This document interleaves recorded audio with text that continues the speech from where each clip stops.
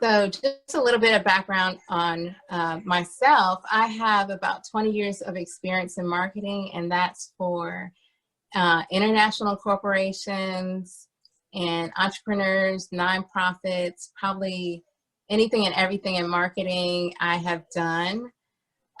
Some of the current things that I'm working on, of course, with Tennessee Craft, Mid-State, and then also I do marketing and branding consultant for Creatives Day. I'm a mentor, a Periscope mentor at Arts and Business Council, and then I also work with some of the content curation for Nashville Design Week. And recently, I was a panelist for diversity in fashion for international conference, and I also helped them organize the conference. So I'm very heavily involved in the art scene.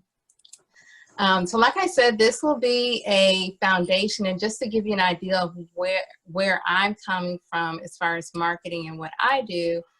If you see that logo in the bottom corner, that's my logo. I do marketing consulting.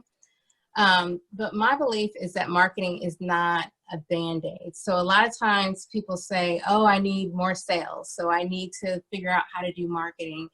But my approach is always from the perspective of the whole person or the whole organization. So a lot of times what is going on is marketing is not going to be something that's going to fix it and move you past that next level. So I work with a lot of founders and entrepreneurs to kind of get to that next level and focus on the whole person. So my approach with this is going to be those foundational things that you need to get moving in this time, but then also it's not foundational in the sense, well, I already know this if I've been doing it for a long time, but foundational in the sense that if you have been doing it for a long time, or if you're just starting out, these are the key things that you need to think about as you're going forward through this time and as it pertains to marketing and your business. Sorry. So this is a quote from Toni Morrison that has just been on my mind since this whole thing started. And really it basically says that, now is the time for artists. Art is how civilizations heal. And so my thought with art is that art helps to connect cultures and it helps to expand minds. And so right now it's needed more than ever. And on this slide, I have your work is needed, your in capital letters, because I truly believe that everyone at the sound of my voice, if you're listening, and even those that aren't, you have a special way of delivering and connecting with people. You have a sphere of influence. So there's a lot of power in the artwork that you do. And a lot of times for entrepreneurs, they think, oh, there's so many people that do what I do. And I kind of, I'm going to get lost in the crowd, but I'll talk about this a little bit later, but it's really about building that group of people and that community that really connects to you. And it's about your sphere of influence and how you can influence people through the people that you know and the community that you build. So this graphic, I'm sure a lot of people have probably seen it. I don't even know where it's from, but I've seen it all over the place. And we'll make these slides available or we'll post it somewhere so you can see it. But basically this talks about the different zone that you're in. And this is with any problem, but it's specifically talking about the pandemic. And it talks about being in the fear zone where it's like, oh, I can't even think, I can't even do my art. I can't focus on anything. And then it's all the way to the growth zone where you're like, okay, I've kind of accepted things and I'm ready to move on and I'm excited and happy about life. And, I know it's important to me. And the point of this is really that in the growth zone, you can go all the way back to the fear zone and have to start over again. And the growth zone is not like this is a milestone and I'm here and it's going to be great for the rest of my life. it's something that you have to consistently work on to stay there or to even get to that point. So it talks about this graph, it talks about like your emotions and how you feel right now. So it's really important to realize where you're at and how you feel, and not necessarily realize that people are at different areas. So if people are saying, oh, I did this class and I'm gardening and I'm doing this, and okay, great. You don't have to do the things that other people are doing. You can sit in your bed all day and that's fine. Because that's where you're at right now. So I know a lot of us are in different places because we've experienced different things. So just, kind of honor that. And what I would suggest, now there's a stat, I didn't bring it into this, but meditation, it increases your lifespan. I mean, it's a really great tool. And when I say meditation, that can be kind of a heavy word for some people. Like, I'm no expert in meditation at all. But what I will say is take some time to, maybe it's like 30 minutes a day, or just take some time and stop consuming content and talking to people. Take some time to yourself for your own thoughts. And then in that time, you get a lot of creativity coming to you, whether you're journaling or taking a walk in nature. That's when that creativity comes a lot of times, and that's what helps you process through some of these things. I will give you a great story on focusing on the things that you can control, which is really important, but I don't have much time, so I'm going to keep going. And so this is very important, this slide, be grounded in your why. And so whenever I work with somebody, this is one of the first things that I ask them is, do you know why you're here? Do you know why you're doing this business? Do you know what your purpose is? And not saying, do you know how you're doing things or what you're doing, but why are you doing it? And I'll give you a great example. For example, if I say what I want to do in life, or what my reason for being here is to inspire kids to create. So if I have a job as a teacher, or whatever job I have that's doing that, I'm connected to my why, I'm happy. But if I lose my job, that doesn't change who I am. It doesn't change my purpose. So knowing why you're here, it helps to ground you in the sense that you're not connected to life circumstances. Because if I'm focused on, inspiring kids, then I'm going to find another way to do it that's more creative. So it helps to kind of continue to get those creative juices flowing as far as like what your next steps are, because you're not necessarily tied to a specific circumstance or a job or, anything like that. So that's kind of your first step in your business, is figuring out what is the purpose of your business. Why are you here? And there's a lot of work that you can do on that. And I give some resources at the end to help you with that. So, and if you have any questions on that, you can definitely comment or, inbox me or anything, because that's a much deeper conversation, but that is where you should start with. That's where you should start. And then let's get into the marketing part of this. So I have building and fostering relationships. So really, to me, marketing is about building relationships. And it's not about just putting your product out there and expecting people to buy. Right now, it's about what is the relationship that you have with your customer? What community have you built? And it's not just about being online either. So I say fostering relationships, that's really the relationships with your current customers. If you can do things like you can call them, you can text them, you can send them a card that says thank you. So right now in this time, even though you may not have a shop, or you may, be in the middle of pivoting, now's the time to continue to build those relationships, not necessarily picking up the phone and saying, hey, I need some money, buy my product. It's more of letting them know that you're thinking about them, that you care, and just sending a little note, because those are things that really resonate with people. So foster your current relationships. Don't forget about the people that have been there supporting you from the beginning.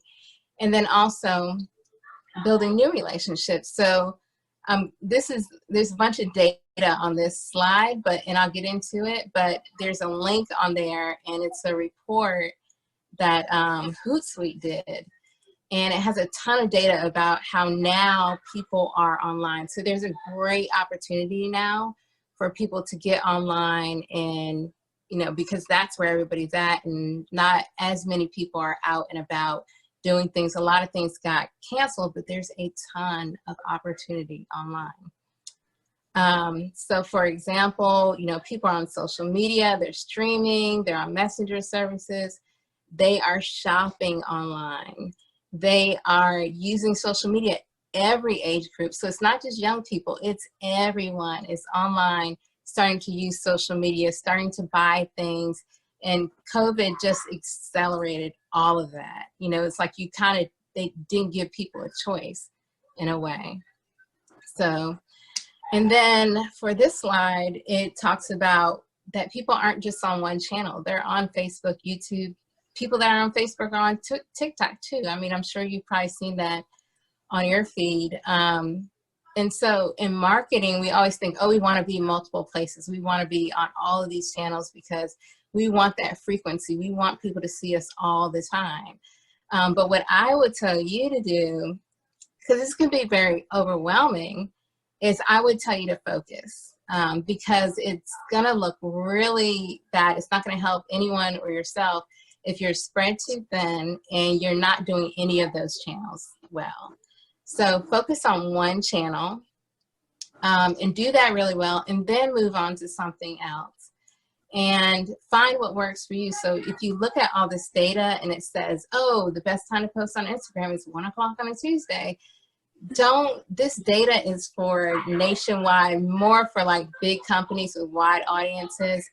And for overall industries, if you have a specific industry that you're serving or a specific type of person, figure out that data for yourself about what your customer is when your customer is online, because they may not be online during the day.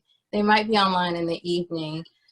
So there's ways to figure that data out specific for you. So find what works for you and for your customer. And just a business tip, you are not all things, ask for help. So if you need help building a website, for example, don't spend weeks doing it. It's okay to pay for something like that and spend time doing your art. And so that you can actually have something to sell once you get your website up. And then also, don't be afraid to ask your friends and family for help with your business, for just moral support, or you know, other people that are doing the same thing and they're entrepreneurs and they're artists, asking for their support. Not necessarily saying that these are the people that are going to buy your products, but these are the people that are going to support you through those tough times because they know what you're going through. And the next thing is connect with people. Find your tribe. So this is what I was talking about, building a community. So when you get online, the thing that you should be focused on is building a community of people. So on here I say it's so much better, instead of don't worry about likes, don't worry about how many people are following you, don't worry about any of that stuff. What you need to worry about is how many people are really engaged with you, how many people feel connected to you, because in a lot of companies that have survived during this time, they survived because they have dedicated and engaged people that will buy from them no matter what the situation, and they are the ones that want to do that people want to do business with because of those relationships. So find your community and be focused on engaging. If people comment on your posts, you know, comment back to them, respond to them. If people DM you, respond to them, because remember, it's about building that community. It's about building relationships. And then the way that you connect with people is through being authentic. And I think, you know, you look at other examples on social media, you see that, you know, people, they can tell when you're not real. They want to see a person. They want you to be authentic. And you can be authentic on your level. It doesn't have to be, you know, what you ate that day or everything in your personal life. What you feel comfortable with, show them your process and, you know, let them into your artwork a little bit. And that's how you connect with people. And as far as consistency goes, a lot of people say, you know, you need to post a lot. Like, don't think that you have to do that. Just be focused on being consistent. So if you say, I only have time to do one video, and at this time or this day of the week, do that. Or if you want to post every day, do it. Just be consistent, because a lot of people are now programmed where they're like, okay, I know to look for this person that I follow. I know to look for her post at this day and this time. So make sure that you do something that is consistent, whatever you do, and then build from there versus just kind of getting burned out on the whole thing. And then this is a quote: the most valuable gift you have to offer is yourself. And this is a quote from The Go-Giver. I might be paraphrasing it, but this is the actual book that one of my mentors gave me or suggested that I read. And the whole point of this is just to say that you may not have the same credentials as other people, or you may not be doing what other people are doing, but what people really want to see is you. They want to see you based on your value system, based on your background, based on what you're doing with your artwork. That is more than enough to connect with your audience, how you are right now, and your evolution. So just know that. I also have on here, free is not a bad word. So you have to understand that when you do certain things that people may not be paying you, but you're getting a lot of exposure. So think about it. Think about kind of the whole picture with things. If you volunteer to teach a class, well, a lot of those people in the class may want to do specific business with you. So don't just automatically say no if something's free. And I will say one thing, because we'll probably get into some of these other things, but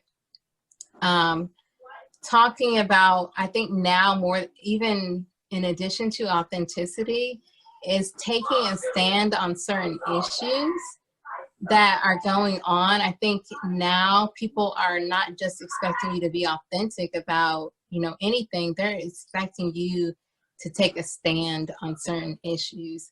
And the thing about that, I think a lot of people are like kind of afraid to do that. They don't know what to do. But what I would say is think about your purpose, think about your why, think about your values. And you want to connect with people that have similar values to you, because those are going to be your customers through thick and thin. And that's going to build that authentic relationship. So that's what I'll say on just to kind of address that